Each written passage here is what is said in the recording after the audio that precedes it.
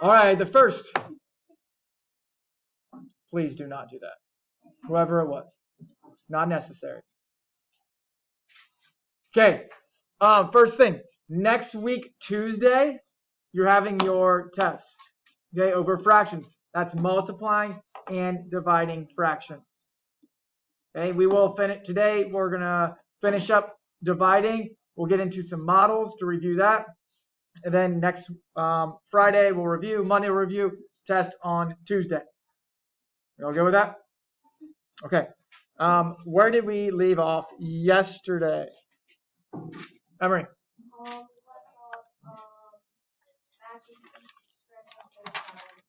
Awesome. So we did not determine the sweet spot in a bat.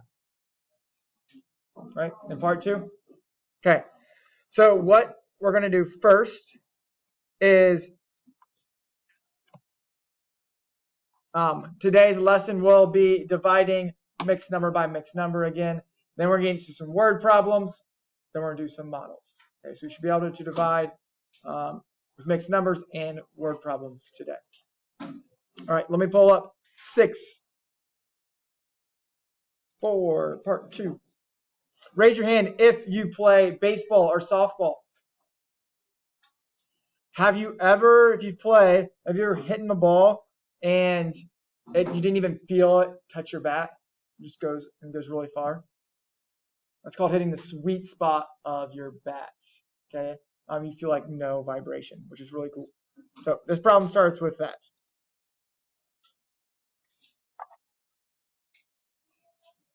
Sweet. A baseball bat has what batters call a sweet spot. When the ball is hit on the sweet spot of the bat, there is almost no vibration, so the batter's hands feel no impact. The hardest hit balls are those that are hit on the sweet spot of the bat. Okay, what we want to figure out here is determine what fraction of the bat is the sweet spot. So how long of this, what fraction of this bat is the sweet spot? Will your answer be greater than 1 or less than 1? Michael? Less than 1, right? 1 hole would be your bat. It's 1 bat. So we're trying to figure out an answer less than 1. You may talk with people around you to solve that problem. Okay, so I'm going to stop you. If you don't have it yet, that's okay. We're going to go over it. If you got to help us out here. We know that our answer needs to be less than 1. So if you got something greater than 1, we didn't do something right. So how do we set this problem up? Kaden. Well, we need to figure out our order first, because order matters with division. So what's the order of the problem? 6 Good. It is 6 3/5 divided by 33. Hey, if you did not do 6 3/5 divided by 33, you did 33 divided by 6 3/5, you probably got an answer that's way larger than 1. Okay, right then and there, you should know that you didn't do something right. Jack. How do you know that it's 6 3/5 divided by 3? Does someone else want to answer that question? Kaden. Because 6 3/5 times Right, that's exactly right. We are looking at the total of the sweet spot. That's what we're trying to figure out. The total of the sweet spot is 6 3/5. We want to know how many of that whole bat, 33 inches, goes inside of that. That's why our answer is less than 1. Okay, because the sweet spot is less than the whole bat. Okay. All right. What did you get for an answer if you did this? Paige. 1/5 is the correct answer. We change this, it should be 33/5 divided by 33. So you got 33/5 times 1 over 33. Simplify your 33s to be 1/5.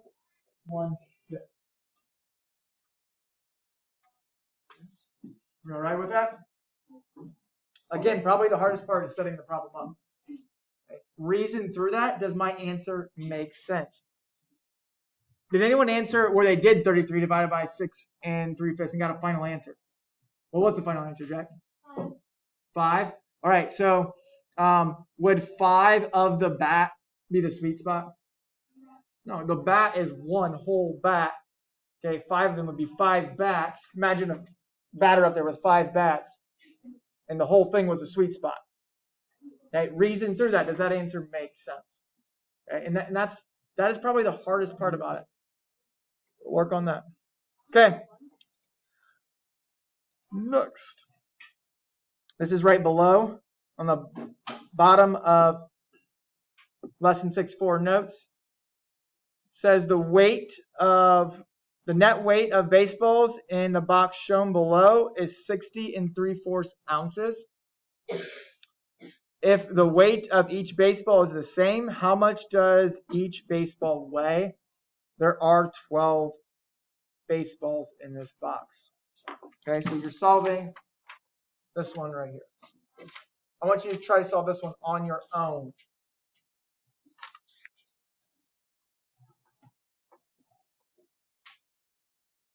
All right, what number comes first in this problem?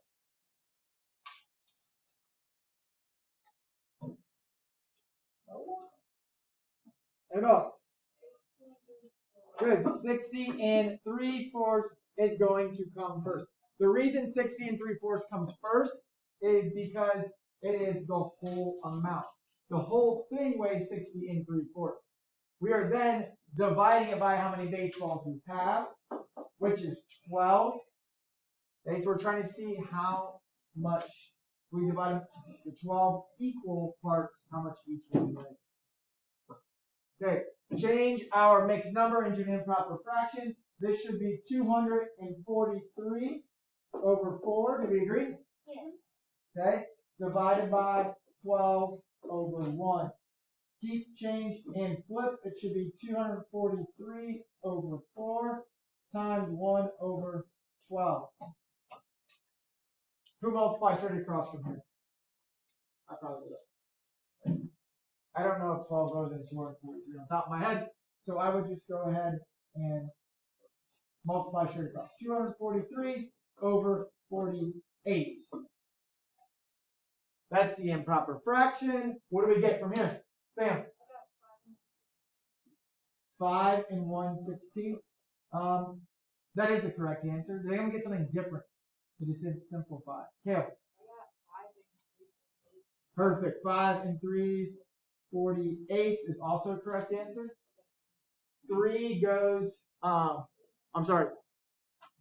16 goes into 48 3 times, so we can divide a 3 out of both 3 and 48 to simplify that.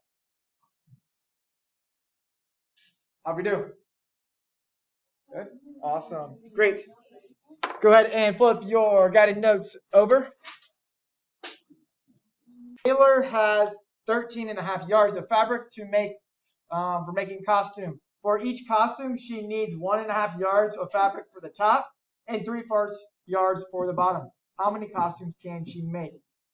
What's the first thing we're going to have to do for this problem? It's something we did not go over in class. Jack. We have to add 1 1/2 Perfect. Okay, let's review adding fractions. The reason we are adding these is because it takes 1/2 for the top and 3/4 for the bottom. To make the whole costume, we need to add them up. So we have 1.5 plus 3/4. Who remembers what you need to do when adding fractions? Sydney? Have a common denominator. Have a common denominator. What is the common denominator of 2 and 4 altogether? 4. So how do I change this to have a denominator of 4? Dayton, what should it be? Good. 1 2/4 plus 3/4. I'm going to change my mixed number into an improper fraction. 4, 5, 6. I should have 6/4 plus 3/4. My denominator stays the same when I add and subtract. I add the numerators, and I should get 9/4. as a mixed number, that would be what? Sam? 1 and 1/4. So it takes 2 and 1/4.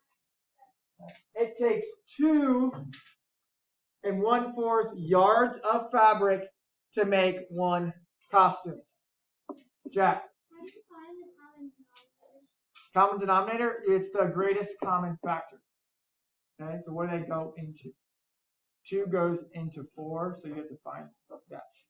Oh, wait. Okay. Question. All right, go ahead and solve. How many costumes do you think she can make? And if you want to talk to someone around you, feel free.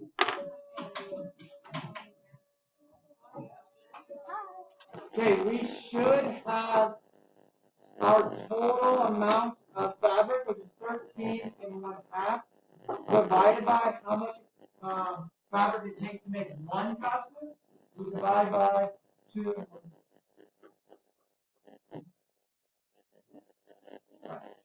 What's next? Keep change book where it is improper fraction. Oh.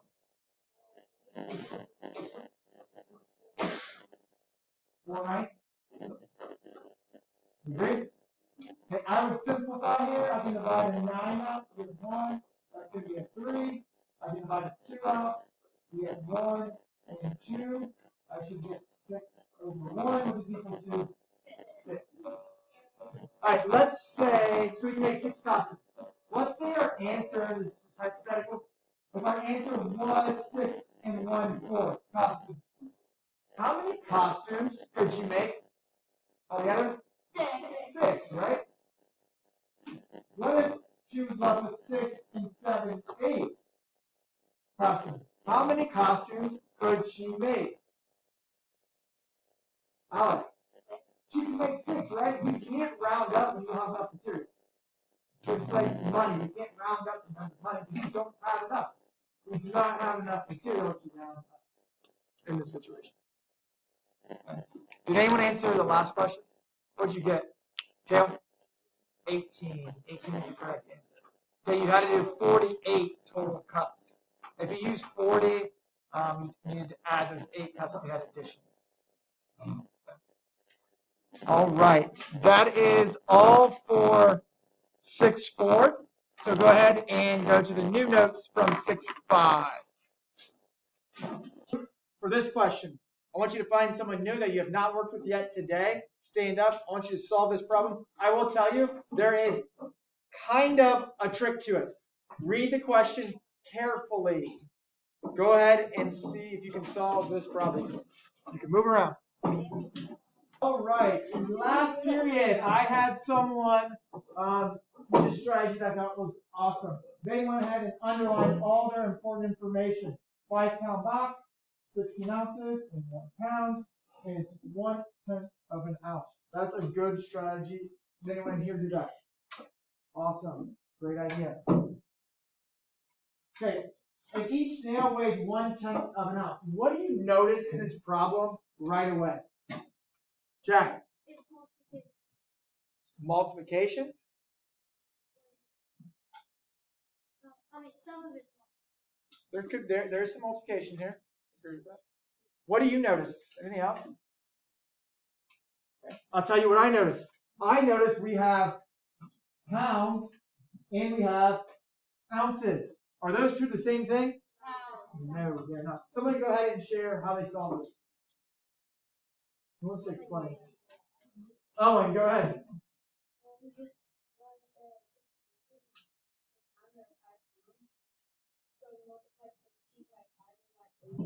Okay, so we have 80 total ounces, right?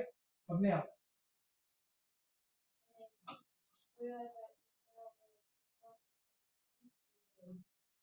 So we take 80 and divide it by 1/10. Do we agree with that? That is correct, right? We take 80 total ounces divided by 1/10. You should get 80 times 10 over 1. Multiply across, you should get 800. There is a different way to solve this. Does anyone do it a different way? Jack. We didn't finish the whole thing, we ran out of time, but what we did is we multiplied 1/10 by 16 over 1, and that got us 16 over 10, and then we multiplied that by 5 over 1 to get 80 over 10, and then we did it. Okay, you were close there. What you need to do is 16 ounces. You can figure out if you have 16 total ounces and you divide it by 1/10, how many nails are in 1 pound. If you did this, you get 16 times 1 or 10 over 1. You get 160. What does 160 mean? 160 would represent how many nails are in 16 ounces, which is 1 pound. What would you do with the 160 then? Samantha? Good, you'd multiply it by 5. This is 1 pound or 16 ounces right here. You multiply this by 5 to get 800. So what we did was, Make sure if you have a question, raise your hand. Jack? so what we did wrong was instead of dividing, we multiplied. Yes, you need to divide that. You're seeing how many 1/10 of an ounce go into 16 ounces. Okay? All right. That is. Okay, that is it for dividing. We've gone through everything now. So what we're going to start doing now is reviewing our modeling. Let's look at the first one here. For the answers for the modeling on the rest of lesson 6.5 will be posted in Google Classroom. It'll have the answer key for lesson 6.5. Check your answers there.